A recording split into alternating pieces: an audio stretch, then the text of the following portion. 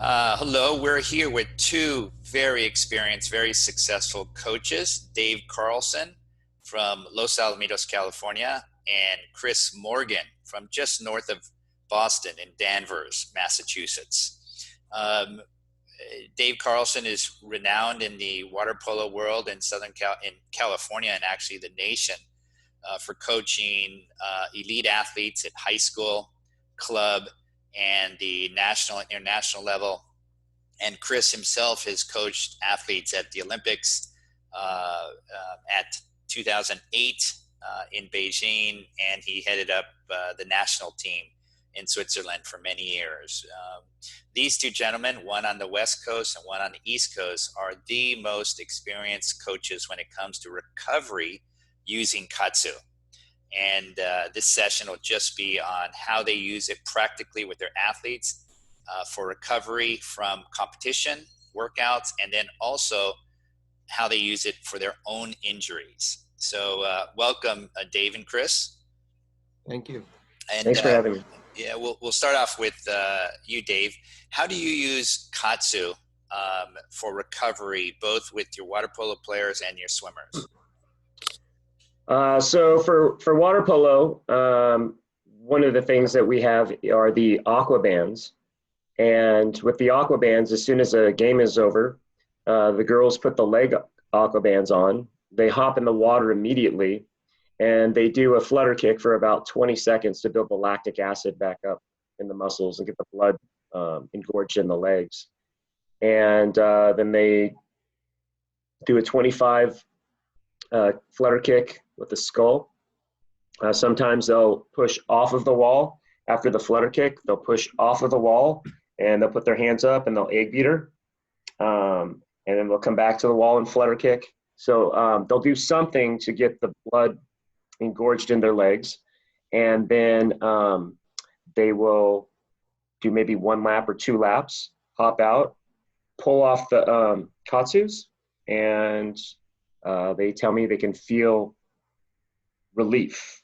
I think the word that they use is refreshed. It feels refreshing. And this is completely different from what I see water polo players traditionally do after a water polo game. The game is more or less 45 minutes to an hour if it goes into overtime. The athletes typically go to the warm down pool and just basically swim easy. Whereas you've completely changed this form of recovery, correct? Yes, after learning a lot about how Katsu works and how, especially learning how when the blood is engorged in the legs, how the veins and the arteries stretch, the capillaries stretch, and all the blood is engorged in all 3 of them. And so with the capillaries completely full, when you release the aqua bands, those capillaries are vital in pulling out the lactic acid. And so I think you explained what I was doing was when you pull the aqua bands off, it's like a dam opening up and the lactic acid just flushing out. Yes, yes. And Chris, how do you use it with your athletes, both in competition and workouts in terms of recovery? Yes, it's very similar to Dave. We use both the aqua bands and the pneumatic bands for the recovery. I think at this, if we want to talk about practice or in training sessions, just because there seems to be a little more time, and there's the fact of getting out and drying off, so that, you know, with the pneumatic bands that don't go, that are not made for the water, we have a little more time to just use the cycle feature.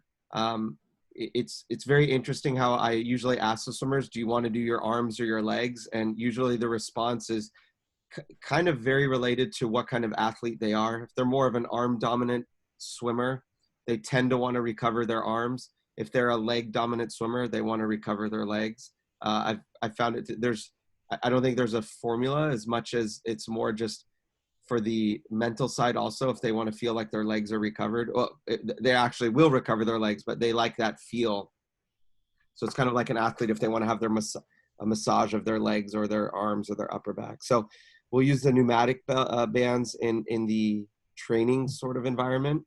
And we'll do three, maybe sometimes even 4 full cycles with the Cycle 2.0. So it can last anywhere between 10 and 15 minutes. And yeah, just using the cycle. So they'll usually sit, whether it's in a chair or where the team area is, and they'll just cycle through.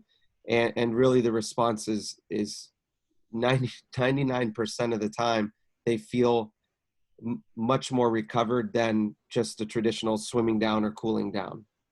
We still do use warming down in the classical sense. At a swim meet, what we'll do is, just similar to Dave, is we'll use the Katsu bands, arms or legs, and recover. Again, much like Dave, we'll do some higher intensity swimming. So it's not just easy swimming. They'll swim at a moderate pace. I'll give them a set, and if they have the armbands on, we won't necessarily pull, but they'll do more of an upper body focused warm down. If they're using the leg bands, just like Dave, we'll do some vertical kicking or kind of a kick swim progression where they go from a moderate pace to an easy pace. They'll take the bands off and then finish with, just an easy 100 with no Katsu bands on. Great. And Dave, you also coach the high school swimmers. And Yes. Before we had this corona virus lockdown, you were experimenting with the dual meets where kids will swim 4 events in the space of 2 hours. And I Yes. thought what you were doing was really innovative. So I wanted to wait for Chris to speak on swimming because he's been using Katsu with swim for 8 years. And this is my first swim season using Katsu for the warm down. So I wanted to wait for him to speak on how he uses it for swimming. So unfortunately, we were only able to use these at 2 meets. The feedback I got from the athletes was very positive. And so our first 2 swim meets were against Long Beach Poly and Long Beach Wilson. And at Long Beach Poly, I brought the aqua bands, and some of the water polo girls were using them. And I remember after the medley relay, one of the varsity water polo players, one of only 3 varsity water polo players on the 19 person varsity swim team, a girls swim team, was using them in a similar way after 50 freestyle in the medley relay. She was doing a flutter kick, hard flutter kick, and then she golf kick into a flutter kick with a skull. I think she did another one at the other end and then came back and then got out and took the bands off. And some of the club swimmers saw her doing that. And one of them was asking me, what she was doing. And I said that, it's a different way of warming down. And, you should try it and see what you think. And so I forget if she swam a 200 free or 200 IM. And after she was done, she tried it out with the flutter kick, hard flutter kick against the wall with the leg bands on. And then she did, I think, maybe a couple more laps. And then she took them off. And then she, as a club swimmer, I think she swam a little bit more. And she came out, and the rest of the club swimmers who'd never done this, they've been using it for strength and conditioning training in the weight room with us. I had never used it for a warm down. She said she felt really good, like she was ready to race again, and that her legs normally would feel kind of, I forget the word she used, but jiggly or something like that, and they feel good. And so the rest of the girls were using them, or not the rest, a number of girls tried it. And then the Wilson meet was the next week, and they used the leg bands to warm down. And you had brought a couple, and then I brought my pneumatic bands for the arms. So after they do the leg warm down, they would come over and get their splits, and they would put the pneumatic ones on for 2 or 3 cycles, and the ones that wanted to use it, and then they would leave. The feedback I got was very positive from all the club swimmers, and these are club swimmers that swim for different clubs. It's not just one club, and they really liked it. So when we got to the Wilson meet, I believe every one of the varsity swimmers was using the aqua bands to warm down, and we didn't have enough of the pneumatic bands. So I know the top swimmers were coming over, and they were kind of like lining up to use the pneumatic bands. Because it's, we only had 3 of them, but very positive. That the athletes are the ones that say that they really liked it. Yeah. So it basically took you 2 dual meets to go from what is it to complete adoption. Not only what was it, a couple of the girls were kind of like, that's not the proper way to warm down. And I said, well, you can try it. The worst that can happen is you try it, and then you do your warm down after. And Chris, what do you explain to your swimmers, many of whom go on to swim at NCAA Division I schools? How do you explain to a young teenage athlete or a collegiate athlete what you're doing with KAATSU to recovery? Yeah, that's a great question. And my answers are usually based on how I can try to convince them that it's the right thing, whether they're, very, I don't want to say skeptical, but doubtful, or they're all in. The all in kids are, and it's starting to be more all in kids because we're having a lot of result, and all of our kids that use KAATSU for recovery and for training are having good results. So it's getting easier to convince them. But I think the way I tell them is just like Dave, again, it's different. It's a different way to warm down. But what I think, and actually as we're having this discussion right now, my mind is going, and I'm thinking, it's a way to prime your body for what's coming next. So if you are recovering, I think already the brain is telling the nervous system, right, we're recovering. So I think the KAATSU is a catalyst to help prime for the recovery. If it's to warm up, because I also use them to warm up, the body is using the KAATSU as a primer for warming up. So I think that's really what you're doing. I think that what the KAATSU does is it helps the body sort of fast forward the recovery or fast forward the warming down. I don't know if Dave would agree with that, but what it does is we have such little time, such little space. So for me, it's the perfect tool to help for this recovery, warm down or even warm up. We have and here in New England where the warm down, some pools we don't have warm down. So I've done some experimenting just to share, and I apologize if I keep talking, is I've had situations where my top athletes, talking about, I have a young man who's going to NC State, the top recruit next year, a sprinter. We've been in meets where we don't have warm down. There is no warm down. It's a 6-lane pool. So we warm down with just, and using the pneumatic belts. I'll even, rather than just sitting, I'll have him do simulated land swimming or walking with the cycles on. And we actually did an experiment where purposefully he one time did have a little bit of a warm down option, but we didn't warm down. Instead, we just did KAATSU, and his results were just as fine as they always were with warming down. So for him, he's like, well, I'm not warming down anymore. I'm just going to use KAATSU. Yeah. So, and I'm fine with that because I know physiologically he is, and we've had, Michael Andrew, who's one of our great examples of using KAATSU cycles between world championship events and had success. So, yeah. I want to shift a little bit between recovery from an athletic competition to actually recovery from injuries. And both of you, in Dave's case, he had some lower back issues. He had some issues in his mouth. And Chris, you had a broken heel and broken ribs. Dave, can you explain how you felt KAATSU helped you with both your back and your mouth? Yeah, so really the first thing was that I noticed healing was my back. So in 2015, I got T-boned I was in an automobile accident. I got T-boned, and I've been going to the chiropractor, 3 days a week. I was on a constant cycle with my doctor. It was like a regular phone call every 3 months. Going to the doctor, I was getting naproxen, muscle relaxers, and Vicodin. And I tried not to take the Vicodin as much, but I was constantly with the painkillers. 3 days a week, going to the chiropractor just to be able to, move and walk.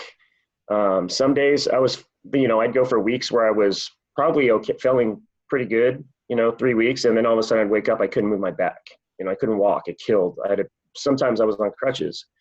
And this has been a constant since late 2015. And I started using the Katsu cycles. And I was really using it to work out. And I was going to the gym 7 days a week in the summertime when I started using it. And you asked me to cut back the gym. And what happened was, little by little, my back started to feel like I wasn't having any episodes anymore where I couldn't walk. And then, I stopped calling my doctor to ask for a refill for, the painkillers. And then I started going to the chiropractor maybe twice a month. And I stopped going in December. And he's going to eventually, my chiropractor, I love him. He's going to see this and he's going to go, he texted me the other day, like, where have you been? I haven't seen you. Like, what's your deal? Like, come in. But I haven't been to the chiropractor since December. And my back has felt great. I haven't had a single episode, and I haven't had to take any painkillers or anything for it. It was just, I have to be honest, it didn't happen overnight, and it didn't happen within 1 week where it just went from really bad to nothing. But I was using it constantly. I want to say that after like a month, 2 months, you could tell a huge difference. And then, I think it was 3, 4, 5 months, I'm not going to the chiropractor anymore. Wow. And you're not seeing the doctor anymore either. I haven't since I started the Katsu. I haven't gone into the doctor for my back, and she's probably wondering when she's going to get the phone call. Yeah. And what was the issue with your mouth? So since I was 24 years old, I don't know why, but when I go to the dentist, they have to do something with a laser because they say that my gums are inflamed. And so, even with the copay, teachers, we have a pretty good insurance plan. And so we've got a pretty good copay. But it's just every time I go in, I'm spending $300 or $600 or $700 out of pocket. I don't know how much it would cost, completely out of pocket, to have them clean up my gums using lasers because they're inflamed and they are swelling. And so when this COVID-19 thing, epidemic happened, I had time, and it had been, I put off going to the dentist for 2 years because I was just like, man, every time I go in there, I've got to do this gum thing. So I made a phone call to my dentist, and I said, when do you have anything open? And it usually takes a few weeks. And they said, we have an opening today because everybody's canceling. So I went in that day. We did the x-rays, they did the cleaning. And then I'm just bracing for like a $1,200 laser surgery, whatever they're doing with my gums with the lasers. And she says, hey, your gums are fine. Wow. And I said, my gums are fine. So you just you're going to need to, like, you don't need to use the laser this time. Your gums are fine. And I went, wow. So that's when I got in the car, and I called you, and I went, this is bizarre. This has to be Katsu, I'm guessing. Katsu has something to do with it. And you explained to me how many capillaries we have in our mouth and everything. And I said, wow, you never explained this to me. And you said right away, well, you never told me you had a problem with your gums. Yeah. And Chris, that's an unbelievable story. Chris, you had a aha moment yourself when you were doing a Tough Mudder. First talk about your Tough Mudder accident. So, was in just as I was sort of experienced the midlife crisis and needed to challenge myself, I'd signed up for a Tough Mudder up in New Hampshire, and was pretty feeling good about my fitness level, that I'd trained a little bit for it. And on the very last obstacle, it was sort of climbing over a log. I lost my balance and I slipped and fell onto the log right on my side. I had only ever broken a bone one previous time when I lived in Switzerland doing something stupid. And so I knew what a broken rib felt like. And so I immediately told myself, wow, I think I broke my rib. And I told my wife that I broke it. And when you finish a Tough Mudder, the celebration is they give you a beer, and so I took the beer more for to try to cut the pain down a little bit, and that was on a Saturday. Sunday I was in pain, I knew, and on Monday morning I took myself to Mass General and just I knew I needed an X-ray just to confirm. I knew that there's nothing really you can do for a broken rib other than, the knowledge that you have a broken rib. And so got the X-ray, and lo and behold, I not only had a broken rib, I had two broken ribs. One was pretty good fracture. The other one was a hairline fracture. So it was kind of a break and a half, as I tell people. So that afternoon I just started doing KAATSU and told Stephen, I can't do it today. And another gentleman, who trained, a Japanese, KAATSU master, Mr. Shimizu, told me, well, I need to do KAATSU more. And I was still very new to it and didn't, I was like, well, it's my rib. I can't put the belts around my rib. I was still learning that it's not about the position of the bands, but it's about how much you do KAATSU. So I started doing KAATSU about 4 times a day. Fast forward 8 days later, I was feeling great. I was very surprised at how the pain had gone down, and I felt a little more mobile. And again, I was doing multiple sessions of just KAATSU cycles with the first generation machine, Steve remembers. And so it's a little bit not as easy to do cycles. It's like button on, button on, it wasn't as easy as just the cycle 2.0 now. I went into the Harvard training room and managed to convince them to do an X-ray. And the doctor who looked at my X-ray said, well, you must have broken a rib, several months ago. We see it, but it couldn't have been last week. So I didn't even tell him, because I didn't want to get anyone in trouble for doing the X-ray. That's all I needed. So that was my first aha moment. And then should I share the second one? Yes, please. Wait, I have a question. Yeah. So you broke the rib a week before, and the KAATSU made it helped your body to heal it as fast or faster than if you would have broken it a couple months prior, correct? Correct. Yeah. So the bone healed very quickly. And I wasn't doing nothing, just cycles, just a lot of, so the body's response to the, increased number of KAATSU cycles, my body's response was bone growth. And, I unfortunately don't know all the technical terms for bone growth, but the intense KAATSU cycles helped the bone growth, and with whatever other healing factors helped reduce the pain as well.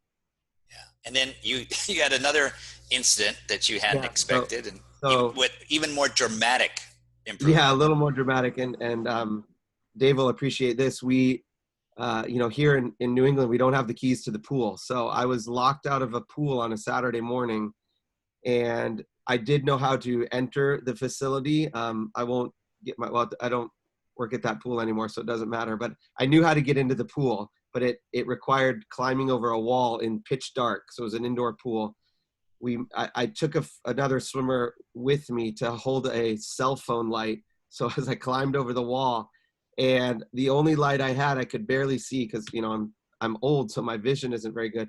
And as I dropped down, I landed on my heel, but I misjudged the landing. So it really, I had terrible shoes on. It wasn't flip-flops, it was just skater Vans, right? So the cushioning wasn't very good. And I landed on my left heel and took all the impact on one foot. I knew right away that I was in trouble. I managed to hobble over to get the lights on and go open the door. And I sat down, and all my team, they knew right away that I was in pain. I tried to hide it, but they knew that I was, I had an assistant coach there. I drove myself immediately. The coach took over the workout. I drove myself immediately to the urgent care up where I live, up in Danvers. And, they x-rayed it, and lo and behold, I fractured the calcaneus bone, which is a bone that, Stephen knows as well, is there's a lot of vasculature, a lot of capillaries around that bone, but when you break it, the doctor said you either did something really stupid, or you took a sledgehammer to your own foot. And I said, well, it was A. I did something really stupid. So again, Katsu, lots of cycles. And they did give me a boot and crutches, and it was literally 10 days. They said it would be. Excuse me. What was the prognosis? What would the doctor predict that would happen? That I would be probably 6 weeks to 3 months in a boot and crutches. And I was off the crutches within a week. I didn't even need them. And I took the boot off after 10 days. And, I had some sensitivity for probably the same amount of time that they said, but I was walking and even running within, I don't know, within 2 weeks. I was walking out of the boot. I did have some sensitivity, but it was very interesting because when I would do the Katsu cycles on my legs, it took the sensitivity. I almost took it away. It actually made it feel a lot better just to have that blood flow to that, and I was pretty extreme on how often I did the Katsu cycles on my legs. So that I don't need any more aha moments. Yeah, that's great, especially for a swim coach. You're just walking up and down the pool deck, or a water polo and swim coach. Well, gentlemen, thank you very much. I mean, we're just sort of giving people a hint as to what are the practical uses of Katsu, and from Dave's water polo team that really radicalizes warming down, to Chris, what you do with your swimmers, many of them who are elite. This has been very, very interesting. Did you want to leave any last messages or have any more stories, either of you? I'll just say real quick is, I think I want to take this moment too to say, I think with Dave and I talking to each other, I think that the relationship between swimming and water polo has always been, sometimes been considered tense, but I think when you have open-minded people like us, and I'm even wearing the shirt, right? As a swim coach, I'm a big believer in the sport of water polo. So totally unrelated to Katsu, but just want to give water polo a shout out. Thank you. And Dave? Yeah. Oh, no. And I really appreciate, Chris, before talking to a couple of club swim coaches, I was able to call Chris up and touch base with him and pick his brain on because he's been doing, this for 8 years with swimmers and has had, great results. The results speak for themselves. And so it's just really nice to have another coach out there that uses Katsu, and we've had the same experiences personally with it. So it's not something that we're guessing works. We've both felt it with our own bodies.